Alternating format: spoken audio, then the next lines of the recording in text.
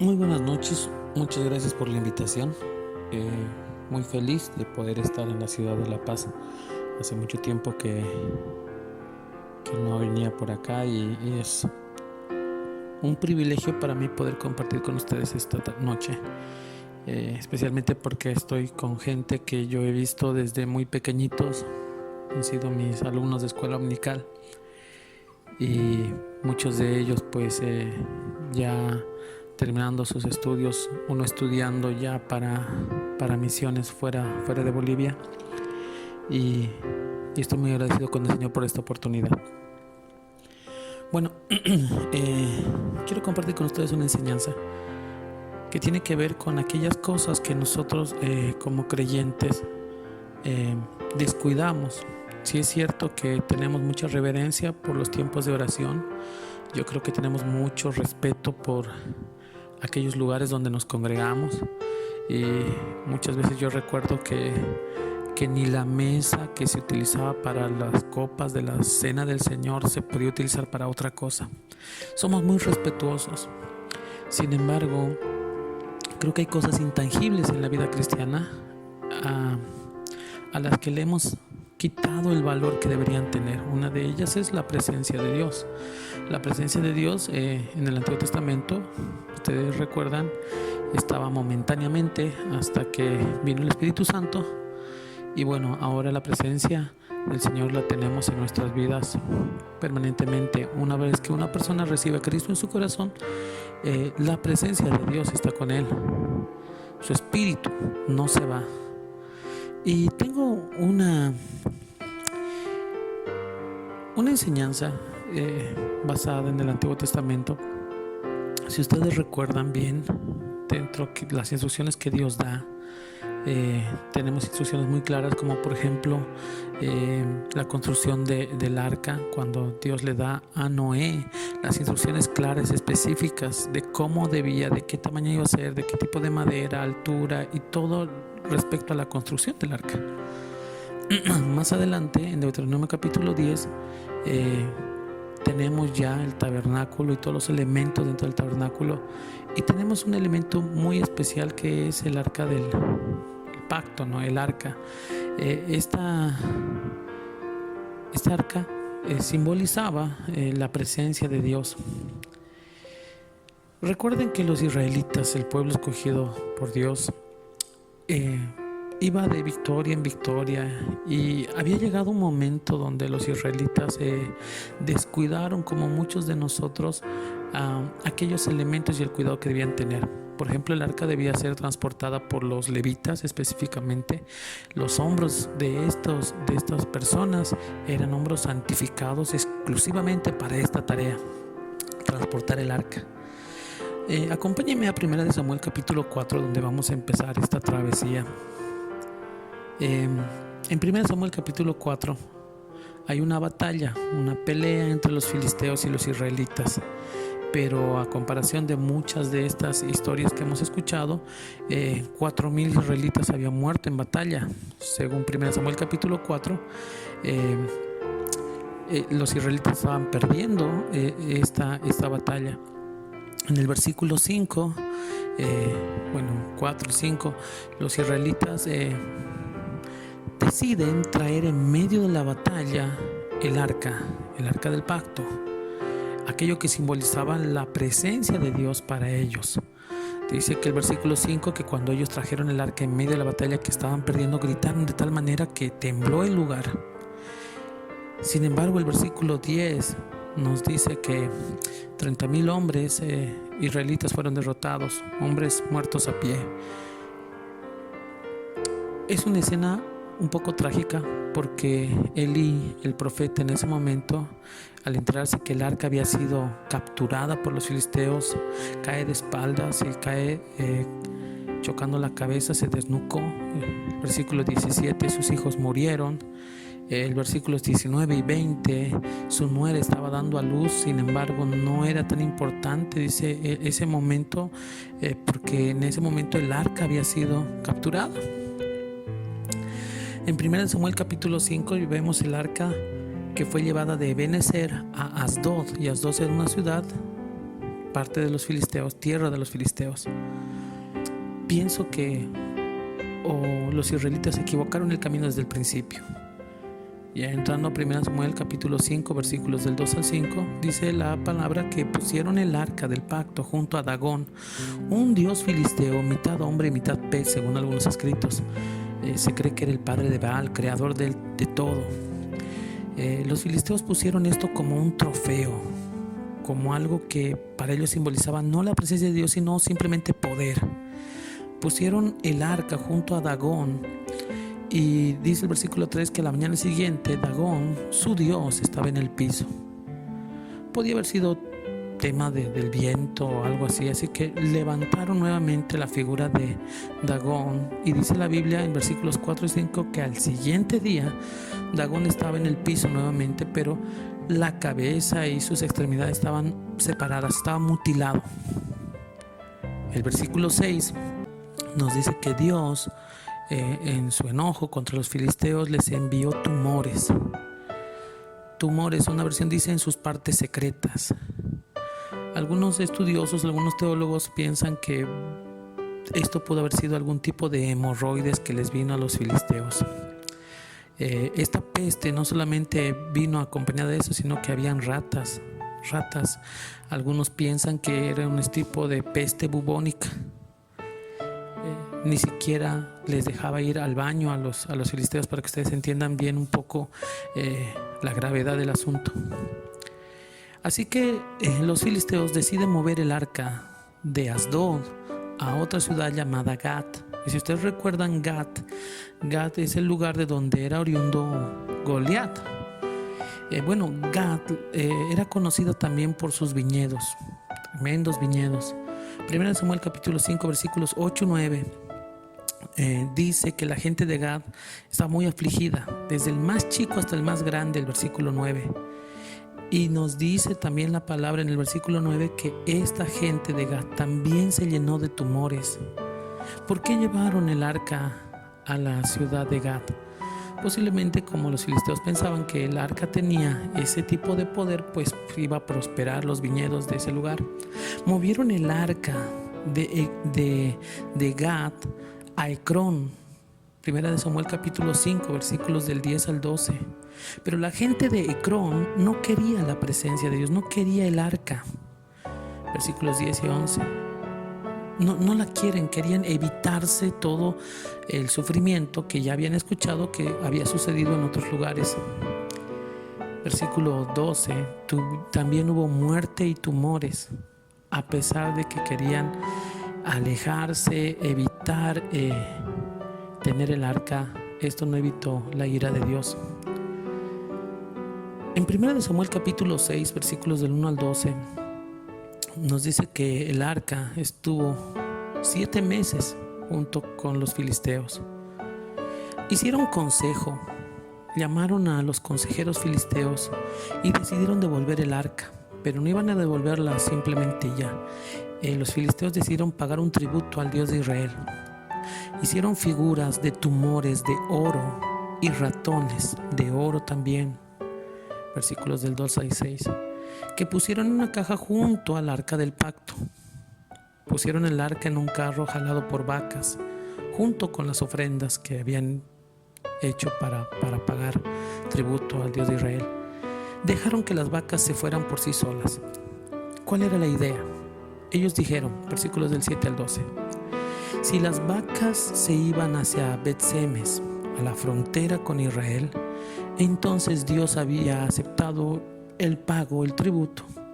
Pero si las vacas volvían, todo lo que había sucedido hasta el momento sería un accidente. Interesante cómo manejan el arca los filisteos pensando que es algo místico, algo de suertes. Cuando el arca llegó a Bet-Semes, 1 Samuel capítulo 6 versículos del 13 al 19, ya está en tierra israelí. Todos se alegraron porque el arca volvió. Su presencia estaba nuevamente con el pueblo de Dios. Versículo 13. Ofrecieron a las vacas en sacrificio y holocausto. Versículos 14 y 15. Pero algo sucedió. Tal fue la algarabía, el gozo, que cometieron un tremendo error. abrieron el arca para ver lo que había dentro. Según la Reina Valera, 50,070 hombres murieron.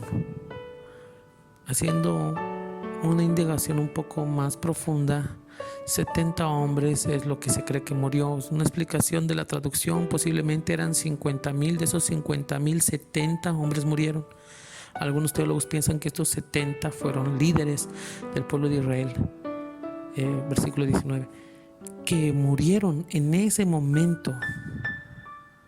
Así que pidieron que se llevara el arca. Miren, y los israelitas sabían cómo manejar esto.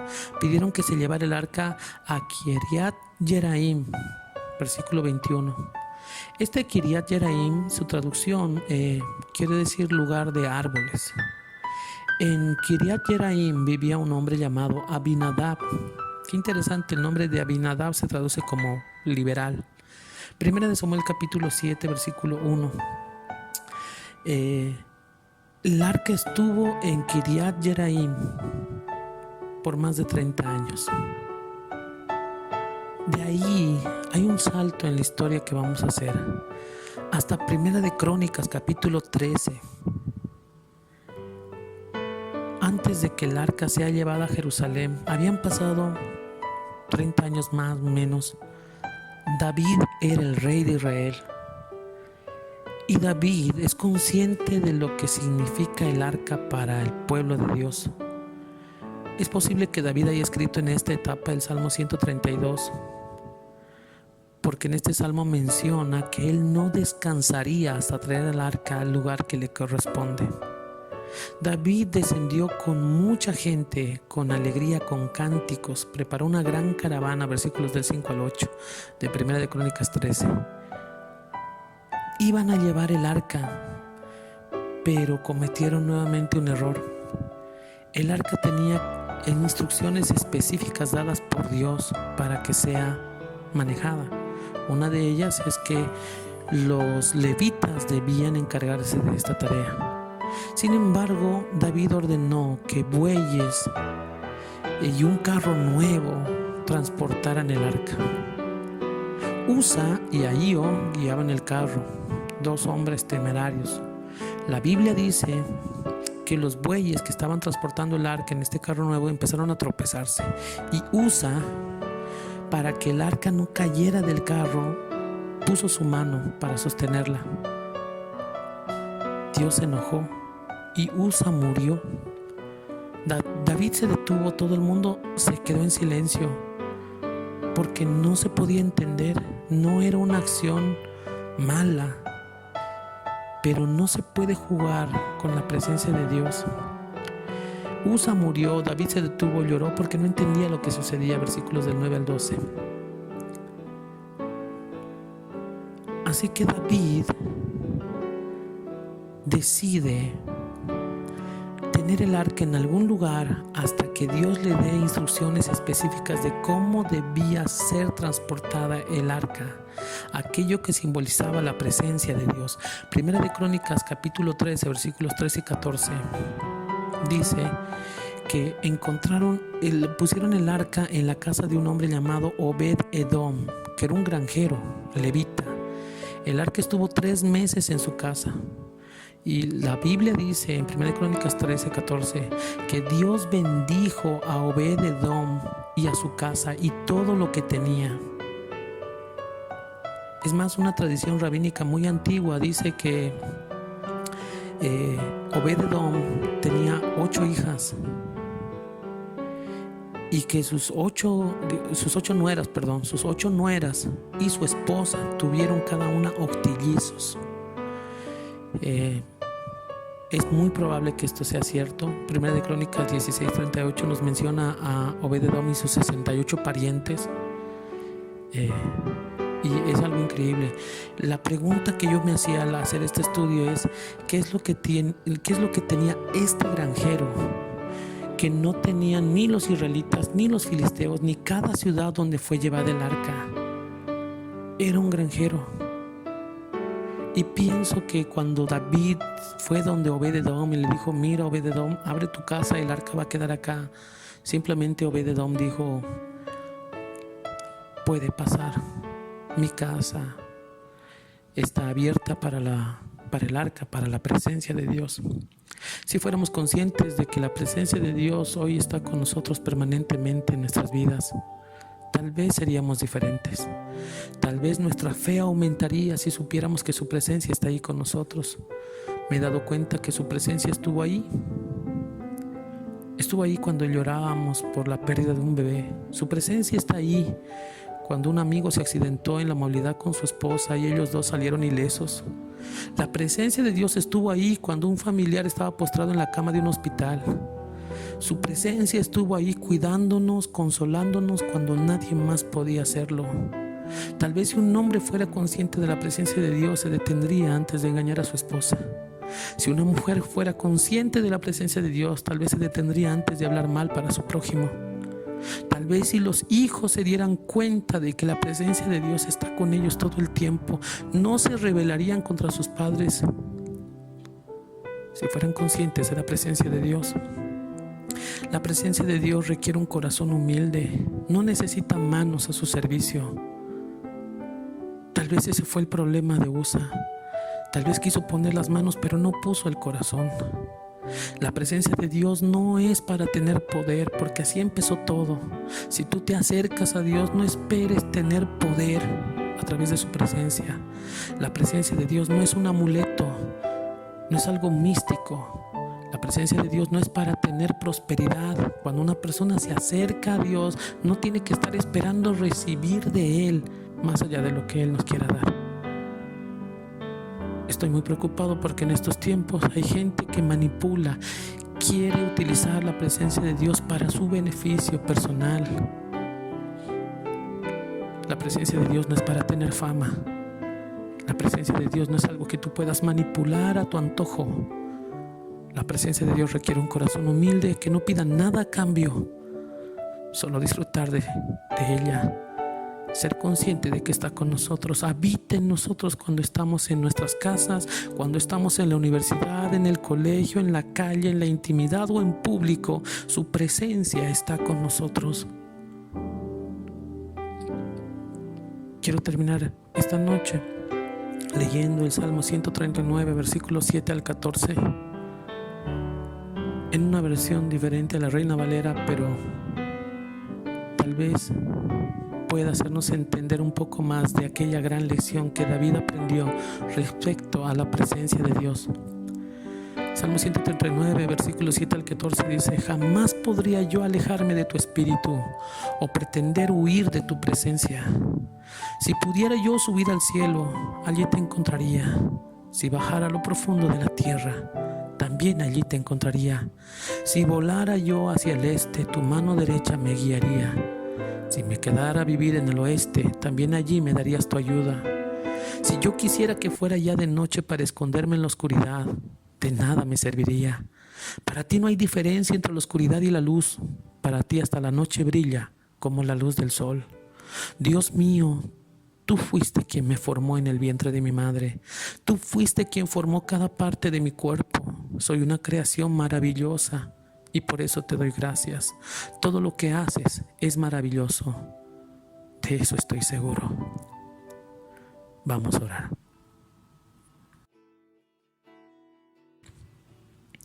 Señor, gracias por tu presencia, que está ahí para consolarnos, que está ahí para fortalecer nuestra fe.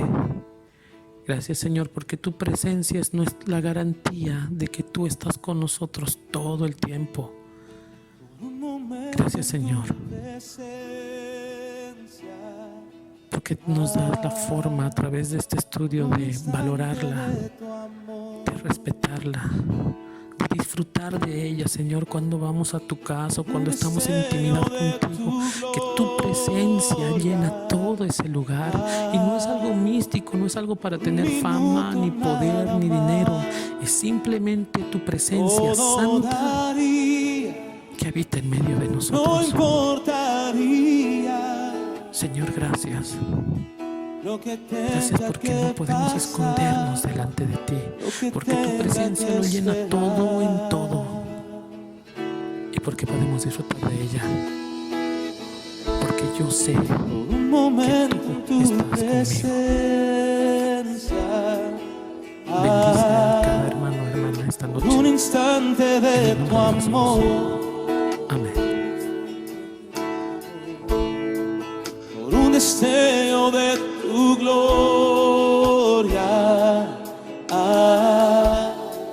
por un minuto nada más, todo daría, no importaría